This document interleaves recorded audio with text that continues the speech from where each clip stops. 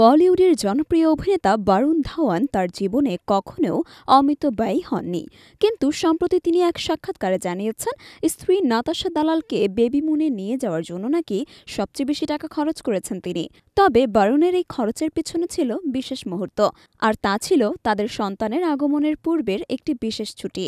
এই খরচটি আমার জীবনের সবচেয়ে বড় খরচ ছিল।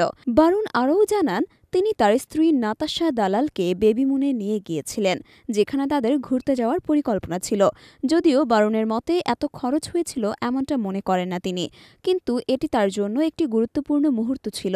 বরুণ আরও জানান, তার বাবা ডেভিড ধাওয়ান তাকে ছোটবেলা থেকেই মিতব্যয়িতা শিখিয়েছেন, তাই খুব বেশি খরচ করা তার স্বভাবে নেই। তবে পরিবারের বিশেষ মুহূর্তগুলো তাকে খরচের দিকে ঝুঁকতে বাধ্য করেছে। আর এই ধরনের খরচের প্রসঙ্গেই বরুণ উল্লেখ করেন, আমার বক্স অফিস হিটের উপর অনেক কিছু নির্ভর করে, তবে আমি খুব সতর্কভাবে খরচ করি। বরুণ এবং তার স্ত্রী নাতাশা দালাল ২০২৪ সালের শুরুতে তাদের সন্তানের আগমনের কথা ঘোষণা করেন। এরপর ৩রা জুন ইনস্টাগ্রামে তাদের কন্যা সন্তান লারার জন্মের খবর প্রকাশ্যে আসে। লারা বর্তমানে ৬ মাস বয়সী।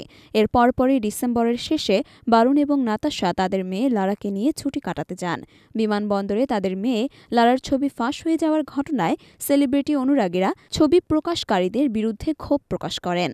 বরুণের জীবনের পরিবর্তনের এই মুহূর্তগুলোতে তারা পরিবারকে আরও কাছে পাচ্ছেন এবং এটি নাকি তাকে নিজের খরচের ভাবনা বদলাতে প্রভাবিত করেছে।